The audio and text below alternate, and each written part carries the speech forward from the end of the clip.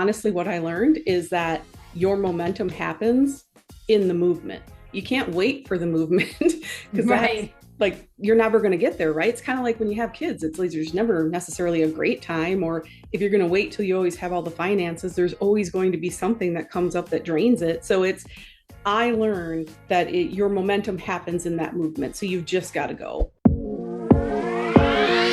Welcome to the Next Level Women podcast, where powerhouse women break limits, claim their worth, and rise beyond good enough. I'm Jennifer Perri, a transformational coach, best-selling author, and fierce advocate for women reclaiming their power. After overcoming adversity from an abusive marriage to Guillain-Barré syndrome, I've made it my mission to help women rise above limiting beliefs, unlock their genius, and create lives of freedom, ease, and fulfillment. Each week, I sit down with 6- and 7-figure female entrepreneurs, executives, and visionaries who are rewriting the rules of success, building lasting impact, and owning their brilliance.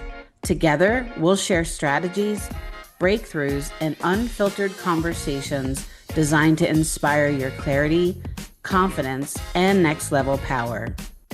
This isn't just another business podcast.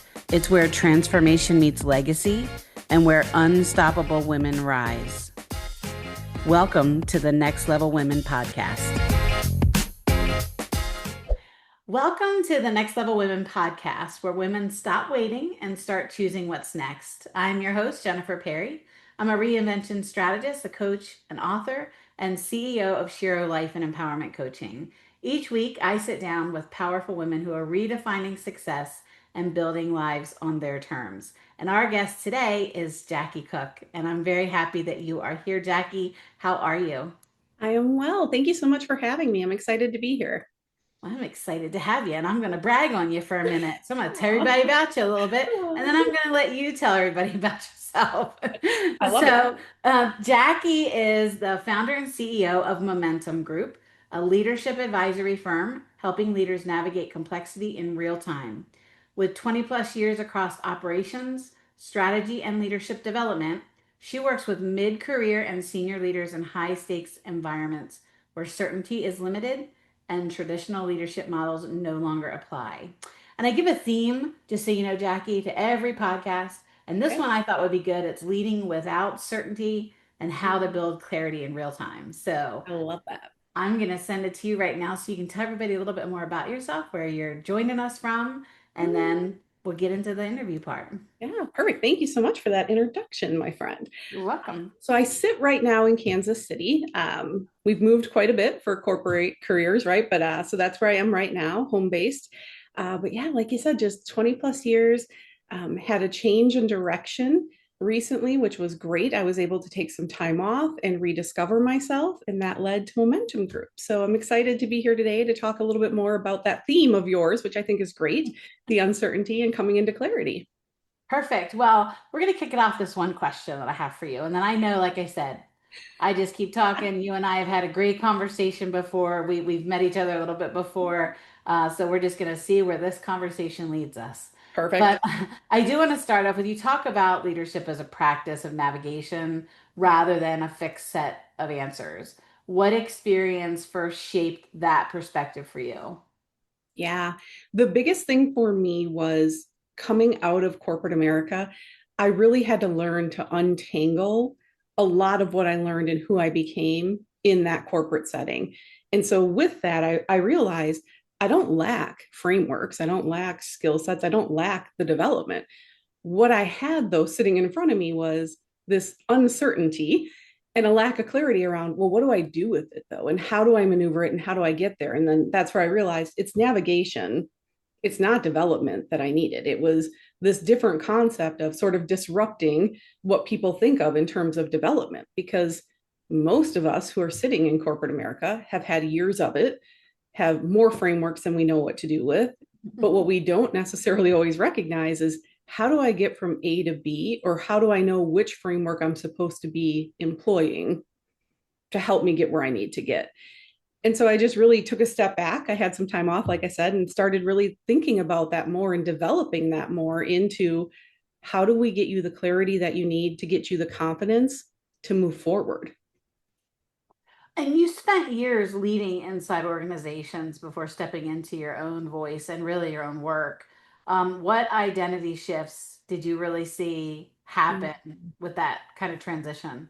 Yeah, that was honestly eye opening and almost scary, if I'm just going to be honest, because I think so much of who we are as women in corporate America is rooted in our title and what we do and what we're bringing to the table, and probably even what we're making. And so when you step away from that, you're sort of left with all this disheveledness around, well, who am I and what am I and what does this look like now? So again, like untangling what your identity was there versus who you are outside of that, and what do you really bring to the table. So I had a lot of heart to hearts with myself. I had a lot of time to think about, who am I, what am I, and it wasn't any different to me than your identity shifts and changes whenever you move, right? So if you're new into leadership, for example, who you were as an individual contributor isn't who you are as a first time manager.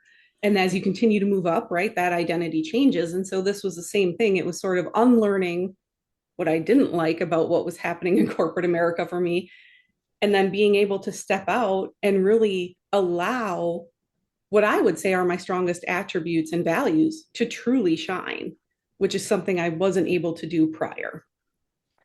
Well, and that, I think it takes a special kind of person or a special kind of, I don't know, inner work or dialogue with yourself because a lot of women I know, they take a while before they move.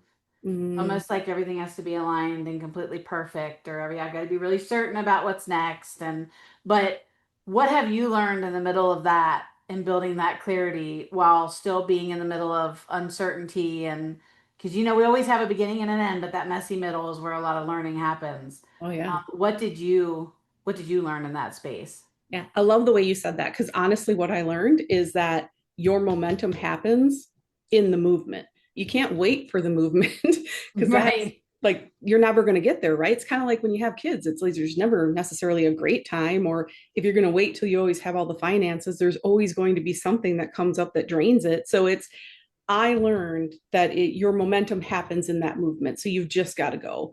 And I think to your point, I think a lot of people are stuck there though, especially people in corporate America, because you really don't have you don't have it. You don't have the autonomy to go do it. That's the reality, right? We can say what we want to say, we can sugarcoat it, but the reality is most people don't have that ability to just go and do. And so you get stuck in this cycle of, I need to wait. I need to make sure it's right. I need to have all these T's crossed and I's dotted and all these things, but you're never going to have the momentum that truly allows people to see how you show up if you don't just move.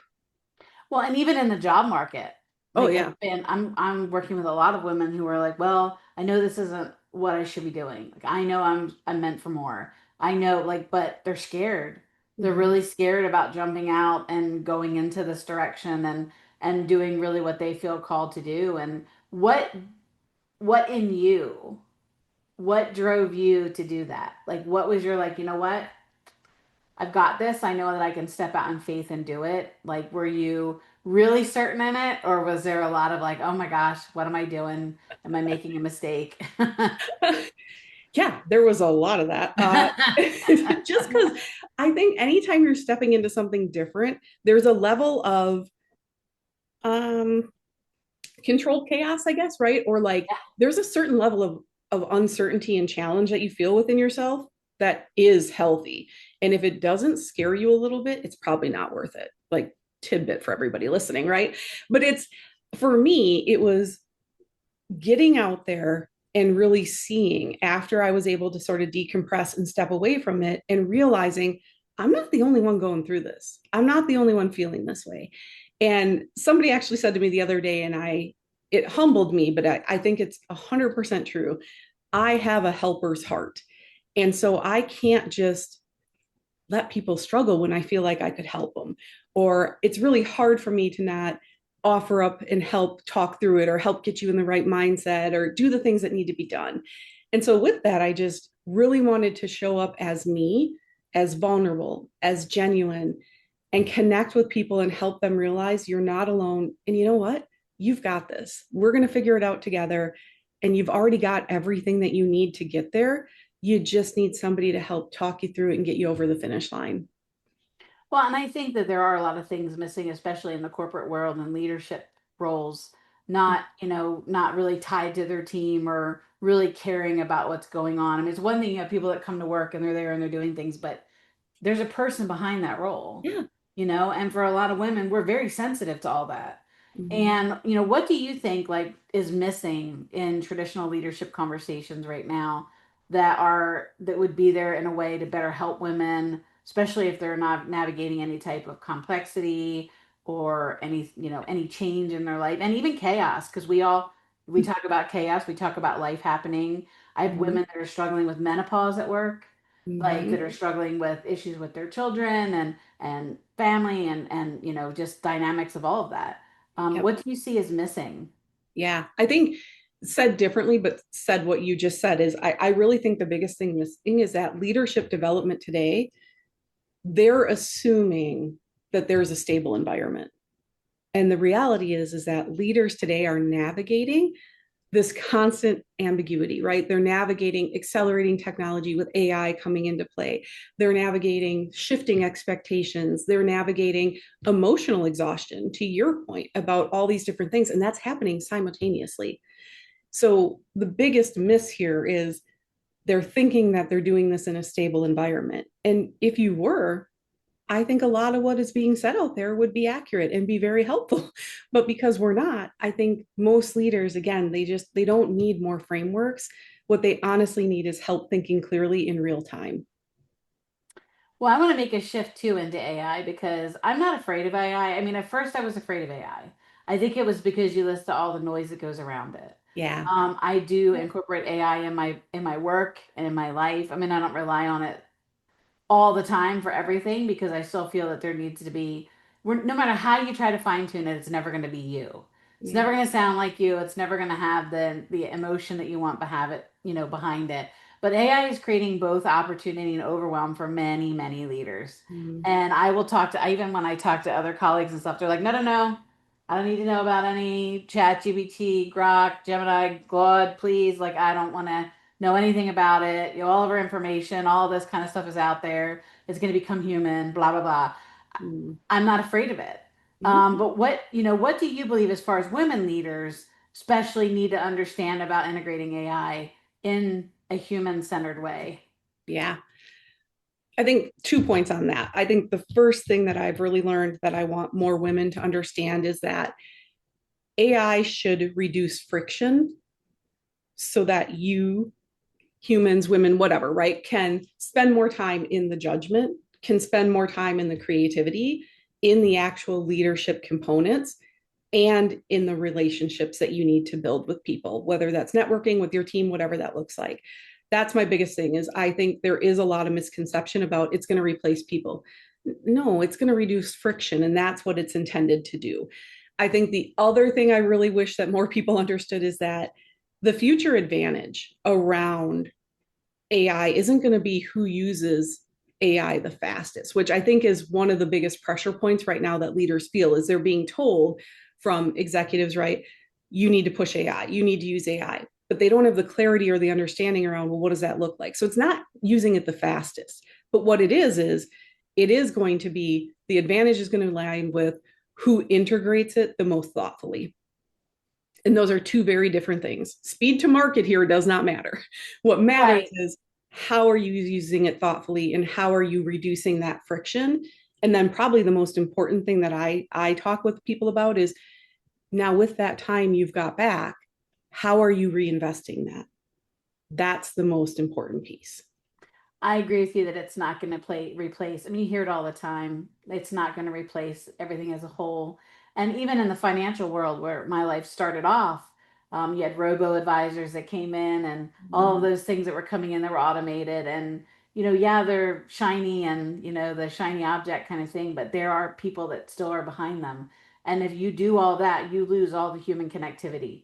And I can't tell you how many times I've done Zooms and the next, client will say, the next time I'd really I really just want to meet in person. Like I want to sit across the table, have a cup of coffee. I want to be there kind of eye to eye. I just want to. I just need that connection. So I don't, I mean, doing little tasks and having it respond to an email or organize something is one thing. I don't personally feel like it's ever going to replace humans. Like too many people need the human connection. I agree. Um, what does trusting your own voice look like in the current season in your life that you're in Mm, now? yeah, that's a great question. I would say that for me, I always, when you're doing like icebreakers at leadership sessions, people always ask like, what's your superpower? And I have always said that mine is vulnerability. And I think that for me, this stepping out has really just showcased that for me. Like in this season of my life, I am trusting myself before the proof exists, right? Because I found that momentum happens in that movement. So I'm just going for it, and we'll pivot and we'll adjust and we'll do the things we need to do as it comes. And really just putting my ideas out there before I'm certain. And that's okay. It's okay. It's You're going to beta test it for me, right? Or we're going to do things, and we're going to make adjustments and make it right and make it well, but that live feedback is what matters. So that's been a big thing. And then just showing up before you're ready. This has been a really, really big one for me, because even in all my time in corporate America, people would always say to me, like, you're such a great speaker, you're such a great presenter. But I hate it. Jennifer. I hate it. Like, I would stress about it for days before. Like, I would go over everything thinking it had to be perfect. And I would get up on the stages and do the things. And then I'm getting redder and redder as I'm talking, because I hate it. But what I've learned is being visible and like showing up before I'm necessarily ready has actually helped build the confidence. And I want more people to understand that, because I think they can relate to it. I think that people hide behind things sometimes, right? Like, and I know I did when I was in corporate America. It's like, oh, I don't like speaking. Like, oh, thanks, gee, shucks, it's like, but the reality was, is I also didn't want to talk about it. I didn't want to have the conversations about it. I just wanted to avoid it. And so I think people hide behind those things. So for me, those have been the big things as I stepped out on my own. I love that. I was somebody who, and there are going to be people that watch this and be like, yeah, she is. Like, I was somebody who was like, everything had to be perfect, right? Yes. Everything had to be perfect. Yes. And we talked about, like, I've talked about it on LinkedIn that, Tori and I were creating the vault and we were Mhm. ready to pull the plug on that, open the doors and let everybody flow into it. And we pressed pause because we were like, you know what? We don't know everything. I mean, like we know what we want to do. We want to show up. We're both very successful at what we do, but we Mhm. want to bring people along with us to like kind of be like, okay, let's pull this in here and see what everybody's looking for. What do they need? What kind of support do they need? So it wasn't like for us to, we didn't even really talk a lot about it. It was just kind of like, you know what? We know what we want to build, but it's okay for the feedback. It's okay to bring it in Mhm. here and it doesn't have to be this perfect polished thing. You can Yeah. build it as you go. And for the longest time, I didn't believe that. I Yeah. thought it had to be, look at my courses or speaking. And you're funny that you say that about speaking because I've used to speak 50 to 70 times a year. And every Oh, time I was like, oh my gosh, I can't believe I'm going to go out here and do this, but I also learned that nobody else is looking at you knowing that you're messing up or knowing that you don't feel right or totally confident or sometimes you don't want to be there. They yeah. don't Yeah. know that. But it's in the middle of all that. I've always learned that when I'm having conversations and that vulnerability comes through, you're going to pull more people to you because they see themselves in you. And Yeah. they see that confidence is a thing that you have to build with practice. It's not something that we wake up with one day. It's something that is just it's definitely a learned behavior. Yeah. And you mentioned so much about, I may have already done this one. Hold on. Mm. No, I didn't. Okay. Uh, you mentioned not waiting for perfect clarity before Yeah. moving forward. What helps you move through fear? She's Tori. I'm going to redo this question. Okay. You mentioned not waiting for perfect clarity before moving forward. What Yeah. happens you move through fear or self-doubt when the path is not fully defined? I think for me, what I have learned with that is just putting it out there and recognizing that it's okay that it's not going to be perfect. And it's okay to have missteps. And to your point, like those missteps are going to make me human and they're going to make it more relatable. And it's actually probably going to contribute to my success, not deter from it. And so learning that and learning that acceptance, because I was not unlike you in that. And I don't, side note, I don't know if this is like a generational thing, maybe, but the perfection thing is a real thing and probably more real with women, I would say, not to sound too sexist, but I think we put so much pressure on ourselves to hold these titles, to hold these positions, to show up in a meaningful way that people trust that we know what we're doing, rather Mhm. than just knowing that they should recognize we hold this position for a reason.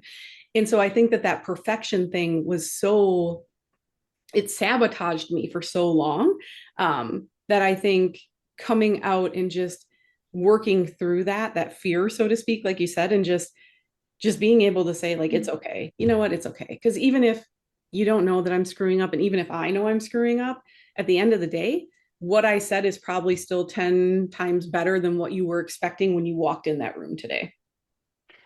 You and I talked about this a little bit before, and I think it's something that it kind of lends itself here Yeah. because growing up, watching the women that were taking the stage, they didn't look like me, Mm-hmm. right? They're 6 foot, thin, blonde, long legs. Not me. You know what I mean? I've been like a plus size woman my whole life. I'm 5'2". Now my legs are kind of weird because they were paralyzed. So if I stand up, I'm like, oh, I got to make sure I have a skirt on so that nobody can see how weird my legs look to me in my mind, right? Or I'm on this stage and so not only do you have to make sure that you're getting, at least for me, that I'm getting the talking points right, that I'm getting, my interaction with the crowd right, but I'm also struggling with being me in a setting that doesn't really have a lot of me's out there. Mm-hmm. And part of me wanted to be kind of like that person that kind of broke through that. And I'm meeting so many other women that along with the position in corporate, along with being over and being able to go up and do presentations, they have a lot of inner struggles, right? Mm-hmm. Self-worth, doubt, all that image issues. And while there's always going to be things that we want to change about ourselves, always, I'm never going to be able to be any taller, as much Yeah. as I'd like to. I am going to get, I mean, I'm working to get my health situated. There's a lot of things that I can work on, but you have to love yourself through the whole process. No Mm-hmm. matter what it is you're looking at now, if you're, an apple, I call myself an apple. If you're an apple or a twig or whatever it is that you are, like, just be confident in who you are. If Yeah. you're confident in your abilities, I just did a LinkedIn live talking about this. You want to stand in your power. You don't want to be palatable. You don't want to be like, oh, Jennifer's great. She's great. She's real dependable. She'll be there and do anything for everybody. She'll be, no, you want to be like Jennifer is like a force of nature. Yeah. Jackie is a fortune. Like, you want to be in your power, not just somebody who's sitting on the sidelines. Yeah. And I know that for myself, that has played like a huge role in being confident and in stepping out and doing more things and stepping on more stages. And I just wanted to share that because I know I've had a lot of conversations with Yeah. women about that very thing and Yeah. just thought, well, you know what, if you're watching this, understand that self-doubt is a human thing to go through, and just know that it's a choice every day to wake up and be confident in who you are, to stand on that stage or stand in front of that project or whatever it is that you're doing. But um, I mean, a side note on all that, No. Can but I comment on that though? Because I yeah, for sure. 100% agree with you, but I also think it's important for women to understand that that self-doubt comes from many different areas, right? Like I know for me, one of the biggest things for me was when I stepped away from it, I really recognized and realized that I didn't lack confidence, but what I was doing unintentionally and intentionally in some cases was I was putting myself in rooms where they were asking me to shrink. Yeah, And that's a problem, right? And then that leads to the lack of it's like it's a vicious cycle. And so I think we all have a different, maybe, and some of us probably have multiple triggers sure. that cause that, but I just think it's really important, again, because I think to your point, it speaks to we're all different, but we're all going through these things. Like maybe we're Right. not talking about it in the open, but we're all going through it. So don't be afraid to speak up or reach out or find somebody that you can talk to those things about, because I think that a lot of people will unlock a lot of their powers when they recognize they don't have to be that way. They don't have to be uncertain and scared of things or have that self-doubt, because again, how you're showing up is probably 10 times more impressive than like what they were expecting to be there. So own that, like own it and let it register for yourself that so many people are following your journey, even if they're not telling you, and they look up to you and they admire you. And you've got attributes and traits and values that they wish they had. And I don't think we say that enough to each other. So sorry, again, side noting on No, us, no, but I absolutely listen. You keep saying side notes, and I'm leaving notes for Tori that Tori leave everything in here that she's saying because it's all really good stuff. So oh, just cut thank you. out all the other parts. Yeah. But her side note, no, but that I think that's true, and I think for a lot of women, it's Mhm. finding the right rooms, it's Mhm. finding the right spaces and the right conversations and the right group of people that are going to surround you. Because one of the Yes. biggest things I see is when I work with women, they know they want to go to the next level, but they're so afraid of who they're going to lose Yeah. to get to that next level. And I'm like, why? Like, Mhm. why? Mhm. And you start having the conversations and you start digging into, well, tell me why this particular thing or this particular person. I Yeah. think it's just a fear of change. And it's much easier to stay someplace that's comfortable rather than venture out and do something different. But it could be the thing that changes everything for you. It could. I know at least for me it did. And isn't it interesting? Like women do feel that way. But the reality is like, it's almost like ask yourself that in reverse. Like, if you're afraid to lose these people, are they holding you back though Mhm. as well? Like, what's causing you to think you need to stay down versus rising up, and who you're going to meet when you rise up? Because Mhm. to your point, right, the tribe matters. The tribe matters probably more than most things. Who you're with, who amplifies you, who's got your back in rooms you're not in, who's talking about you, in a way of getting you to where you want to be, or even just in a positive, respectful light about what you bring to the conversations or what you just bring by being human. Those are the things that matter. And those are the people you want in your corner. You're absolutely right. We could talk for another 3 hours. We could. Just let you know that.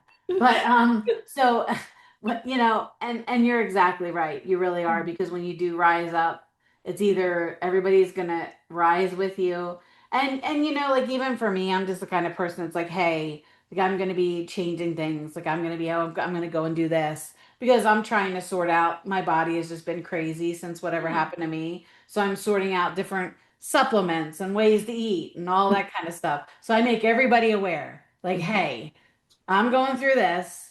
If I act a little funny or if I'm doing something a little different, just please respect it because this is what I'm choosing for myself, Mhm. right? And and my family's wonderful, like, but I've established my no manifesto a long time ago. Like, here's my boundaries. This is what we're doing. So they all rise with me. But if you're in a situationship, whether it's a relationship or friendship or even in a corporate setting, you do have to use your voice, Mhm. and there's ways to use it to be respectful, Mhm. and I look at it a lot too. And when men get promoted or they get moved into a new role or they get a attaboy, they look at it as it's their skill and that's what got it there. When women look at it, we usually say, oh, I was lucky, or they Mhm. needed a woman on this project, or no, you did it. Like you led the project or you led the conversation or Yeah. it's good to be there and have a team that supports you, absolutely, but don't take yourself out of that. Right. You have to be the one that insert yourself in it, and you can do it in a way that's not prideful, but don't sit there and say that you are where you are because you got lucky. Because Right. I can tell you what, I didn't have a lot of luck in my life to get to where I am today. I went Mhm. through hell to get to be who I am. And Yeah. there's a lot of women that I work with who are they just do not see their abilities. They're there, Mhm. but some other dialogue is in their head, and 9 times out of 10, they didn't create it. Yeah. It was started Yeah. by somebody who they had in their inner circle and that put that doubt or put that, Mhm. disbelief in what they were doing. But Well, um, and that goes back to where the tribe matters so much, oh, right? it sure Because if you does. if you don't have the right people talking to you, then let's be clear, right? Like if you're not hearing the right things or if you're not hearing anything at all, you're human. You are going to tell yourself your own story, and that story is probably not going to benefit you. Like And that Exactly. that's true, right? Like I think a lot of us prefer right, wrong, or indifferent, like the criticism over the compliments. And that's where we function. And so you get in this very gray area, to your point, where we're just telling ourselves our own story and they're not the right story and they're not an accurate story. And we spiral. But it's interesting that we're also the first people that run up to our friends, our partners, Yes. and say, our kids and say, nope, you got this. Mm-hmm. Fantastic. I believe in you. We have to extend ourselves that same grace, Yes. and just like we're cheering on other people, you can cheer on yourself. There's Mm-hmm. nothing wrong with that. Nobody's think you're weird. There's nothing wrong with that. Yeah, But yeah. So I agree. is there, I have to bring it back in because like I said, I'll be here till Yeah. 5 o'clock talking Okay. to you. I'm sorry. I'm sorry. No, no, it's okay. We'll just have to keep talking. Tori's gonna be editing this and she's gonna say, well, I want to be in the next conversation. And she's welcome. She Yes. will be, yes, for sure. Do you have anything in your life, in your world right now that Mhm. you're working on and excited to share? Oh, yes, that's a great question. So I'm really focused right now on just continuing to build the work around leadership navigation, the clarity in the high stakes moments, right? Like just helping people understand, getting more comfortable with that. And the AI piece has been amazing. That's been a lot of the focus of Momentum Group right now, which I'm very happy to step into and help people with that because again, it's about removing that friction. And when they do it, and when they see what they can reinvest those hours in, it's amazing because most of them are reinvesting it where they should, which is in bettering themselves, bettering their team, focusing on relationships and doing things like that, which just makes everybody healthy and happy, right? So it's been Yeah. great. Well, and what is the best way for people to connect with you and learn more about what you do? We're going to have it all obviously in the description Yeah. of the podcast, but what's the best way for people to find you? Probably LinkedIn is the easiest. Jackie Cook on LinkedIn. And then also my email, if they wanted to reach out, is Jackie at momentum grp uh, .com. Awesome. Well, I have enjoyed talking with you today. Like I said, Yes. we'd be here. We should have like a Jackie series of like Aw. five podcasts because you're just I think what it is too is that when you talk with people and you talk with women who are very like-minded, who are Mhm. facing all the same challenges and all the same inner dialogues and what we're trying to do in life. I think they're just great conversations to have, and what we're trying to accomplish is that women find themselves in these conversations and realize that you are in control of the next level that you go into. So Yeah. I have thoroughly enjoyed having you here, and I know it's just the beginning of stuff that we're going to do together.